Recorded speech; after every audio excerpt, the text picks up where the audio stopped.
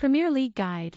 Our best team of the season. So far, Leicester Tigers bid to demonstrate championship qualification. With the Six Nations upon us, it is time for the Premiership Guide to reflect. The season so far has been absolutely fantastic, with drama, surprises, horrible haircuts and scintillating rugby aplenty. Everyone has played everyone, and there have been some standout performers. With that, here is my. There are a number of absentees who deserve honorable mentions, but we cannot start crowbarring number 8s in all over the shop. Let me know who I am mad for not including in the comments below. Friday, Bath v Harlequins. This could get ugly. After very contrasting European fortnights, you are left wondering simply how many points the free-scoring Harlequins will rack up against rock-bottom Bath. 3 weeks ago, Bath actually got their first win of the season, a narrow home win against 14-man Worcester, but have since been battered by Rochelle and Leinster. Still, Europe was only a distraction for Bath, and the Premiership is where it's at. Against Worcester, Bath had the extra man from the 6th minute yet still had enormous holes that Worcester exposed time after time. On the plus side, though, Orlando Bailey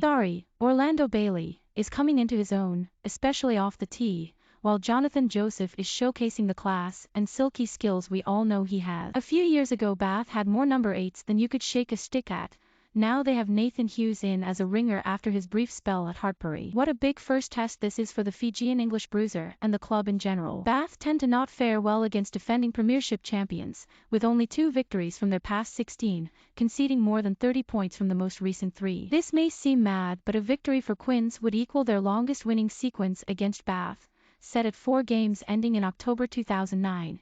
And would also mark consecutive away triumphs for the first time in nearly a year. If not in great form, Quins are on a strong run of results after 3 late victories against Chiefs, Cardiff and Castres. In the home win against Exeter Chiefs, they were a tad fortunate and far from their best.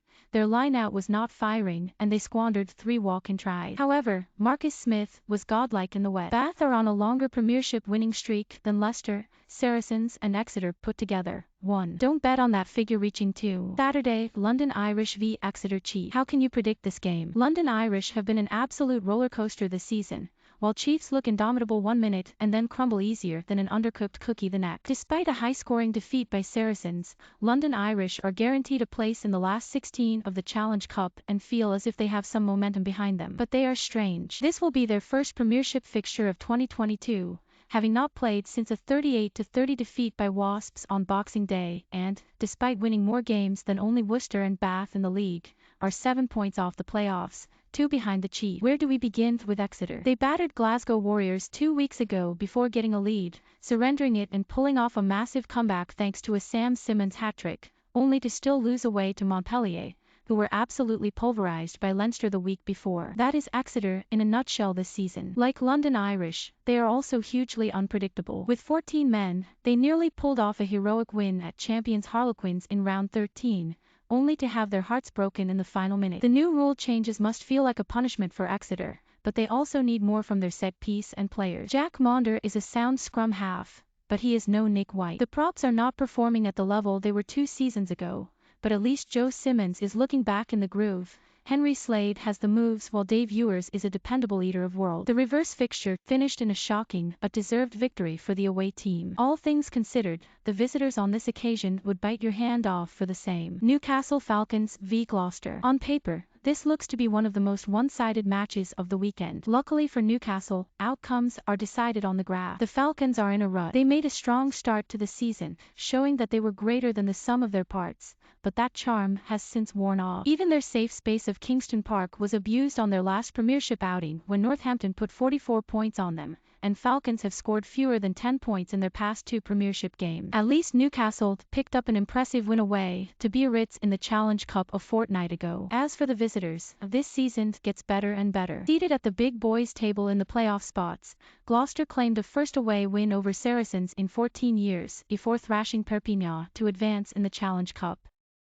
Jordy Reid has been a dreadlock dreamboat, and Jack Singleton is in better form now than when he was chosen for the England squad for the World Cup. Their pack will be even stronger next season when Albert Tujuv joins the party, but Gloucester are not just a one-trick pony and have some variety in their attack, especially when utilizing the brilliant Mark Atkinson. They are undefeated in their past 5 away games and have not lost consecutive matches at Newcastle for a decade. The set piece will be intriguing. We all know about Gloucester's lineout, but Newcastle's scrum is a beauty too. Only Quins have a better scrum success rate and won more scrums per game than Newcastle. The Sarri's scalp was a significant one for Gloucester, but losing away to Newcastle would bring them back down to earth. Worcester Warriors v Northampton Saints. While Northampton have dominated this fixture's history and absolutely hooped Worcester at Franklin's Gardens in October, this meeting is not straightforward. Yes, they lost 66-10 in the reverse fixture, but Worcester have won their past 2 matches at 6 ways, scored at least 3 tries in their past 4 Premiership games, and were unfortunate to lose away to Bath given that they played more than 74 minutes without Rory Sutherland after his sending off. Regardless of the red card, Worcester stayed committed to their free-flowing rugby,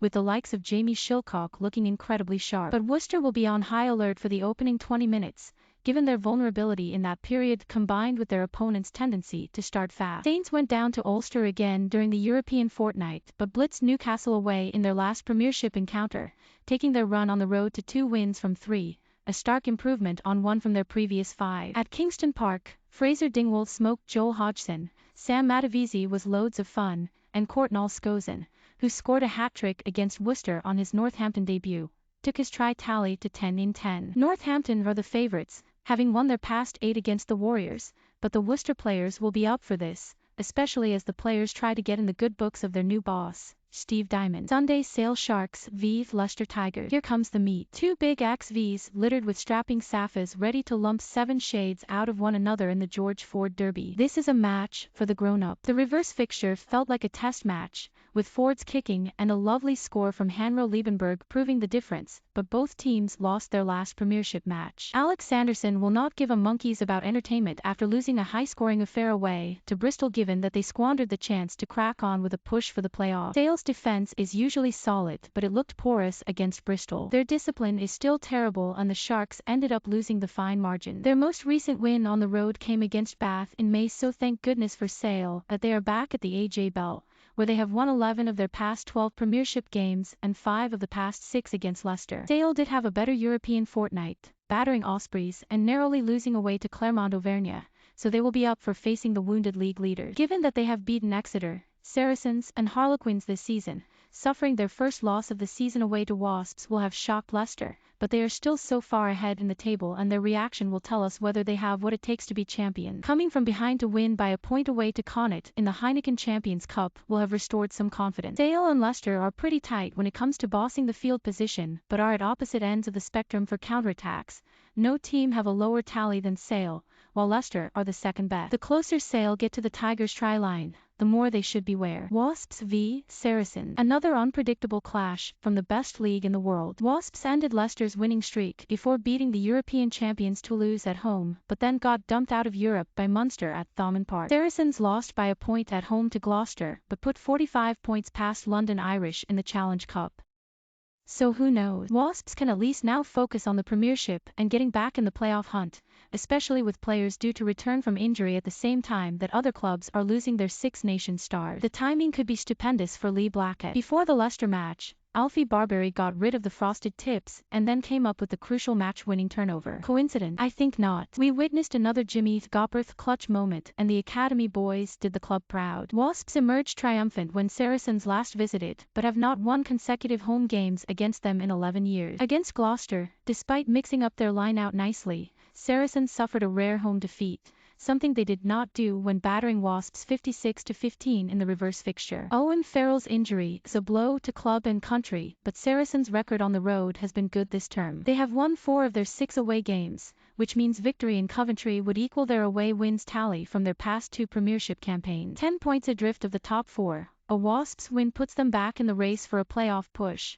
An away victory strengthens Saracens' grip on a home semi-final. Premier 15's news this week. The Allianz Premier 15's announced that the league's matches had reached almost 600,000 streams this season, thanks in part to the partnership with BBC Sport to broadcast at least 1 game per round across the BBC's digital services. This weekend the BBC will broadcast the first match of round 12 as Wasps welcome Exeter Chiefs to Twyford Avenue. Wasps sit in 6th place and are 8 points below the top 4 and face the significant challenge of an in-form Exeter side. In the previous round of the Premier 15s, the Chiefs beat last season's champions Harlequins by 1 point to surpass the London side and move into 3rd. Wasps are without Karis Williams, the England centre, who has transferred to Loughborough Lightning. It is unlikely that Williams will feature in Loughborough's match against DMP Durham Sharks on Saturday, but her new team will hope to take the full 5 points from DMP as they try to bridge the 9-point gap between 7th and 4th. At the top of the table, Saracens hold a comfortable 7-point lead on second-placed Bristol Bears, having lost 1 game out of 11 this season. This weekend Saracens play Worcester Warriors at StoneX Stadium with the hope of extending their lead. The Saracens head coach, Alex Osterberry, says that he is focusing on the game ahead, rather than thinking about his side's crucial match against Harlequins next weekend. Saracens have played Harlequins in each final of the league's history and lost the showpiece match for the first time last season. Harlequins also beat their closest rivals 36-17 in December, but with Saracens on such excellent form post-Christmas, the second half of the season is looking as tight as ever. Harlequins complete the trio of London clubs to play at home this weekend as they host Gloucester Hartpury at Twickenham Stoop. The sides are only 2 points apart in the table, but Harlequins have a game in hand. Harlequins won 21-18 when the sides faced each other earlier this season, and with Gloucester on a run of good form with 4 wins from their past 4 matches, a close contest can be expected. Finally, Bristol Bears travel to face Sale Sharks looking for an improvement in performance, having lost 2 out of their past 3 Premier 15s matches. The Sale coach and England legend Katie Daly-McLean says that her side have learned a lesson from their defeat by Bristol earlier in the season. Bristol is still just about the conversion and we get into the 22. We've got to come away with something when we enter those areas, especially at this level, Daly-McLean said.